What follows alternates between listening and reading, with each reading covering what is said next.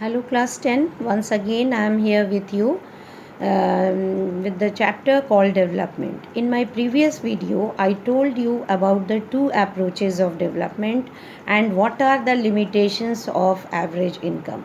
And today I am going to tell you about the second approach, which is the modern view or qualitative parameters will be discussed here. And then I will also discuss with you what is HDI and what are public facilities. So first of all, I will tell you what are the modern view and what it tells, and what are the qualitative parameters which add quality to the people's life. And it tells us, or it helps us to measure economic development more in a more better manner than the traditional ones or than the quantitative approach which we discussed with the help of per capita income or average income. So following indicators are used nowadays by the UNDP or by other organizations, so that we can get a comparative or better study or result of economic or human development in different countries. So these indicators which are used to measure economic development or welfare are as follows. Number 1, increase in economic welfare. Increase in how the welfare will be increased when real per capita income increase in such a way that the poverty reduces to bring equality in society. Means real per capita income should, of course, it should increase, but it must be in equitable manner, so that the it reduces inequality and poverty in the society or in the country. Second one is increased health facilities, because if health facilities are good, it means that the people are getting more choices and they will develop, or they will become more efficient, etc.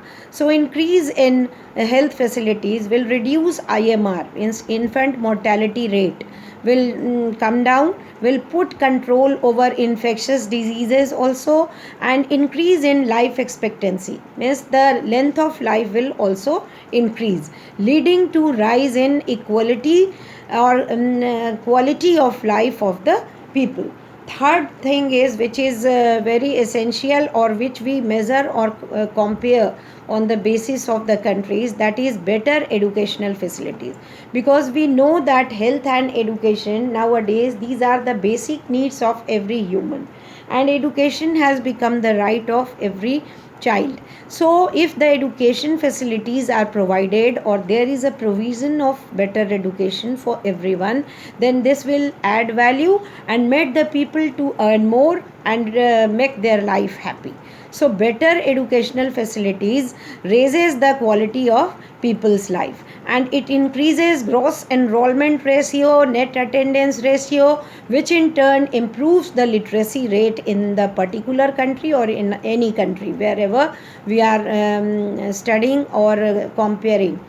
Sustainable development, it is the need of the hour, because nowadays, because of the reckless and uselessly or using it for self interest, many of us are not thinking about how we are harming or how our activities have destroyed the environment, and the balances has been under threat. So many judicious, then it means that we are become judicious in using the natural resources, which aims at improving the quality of our life for present generation as well as for the future generation both. So sustainable development is also one of the important indicator to measure economic development or welfare in a country, and then only we can say that the present rate of development will continue, will sustain for not only for the present and in future also. Now, three indicators to compare the economic development of different states or nations on the basis of the parameters or the HDI is given as per capita income is, of course, the main indicator, because more income will make you to earn more or to spend more on your needs and to make your life complete or satisfied. So per capita income, how it is derived or how it is calculated, that we have already discussed. Second one is IMR. IMR indicates कि if there is higher IMR, it means that the health facilities are not in good condition. Poor health facilities shows that IMR will be more.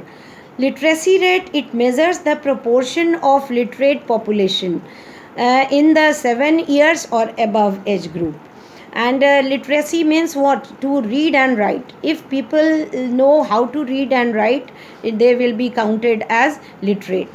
Now second topic that we are going to discuss with you is HDI. That I am going to discuss with you is HDI. HDI is prepared by UNDP, and UNDP is an agency or organization of United Nations. And first HDI report was made public, or it was brought before us in 1990. And human development, and it has defined that human development is a process of widening people's choices and as well as raising the level of well-being achieved. So what we mean by human development? So bringing or providing more choices to the people so that their life could become complete and they may prosper, and it will bring welfare in the society, and discrimination, poverty, inequality, everything will reduce and make the life complete. Okay, in my next class or next video lecture, I will discuss with you public facilities. Thank you.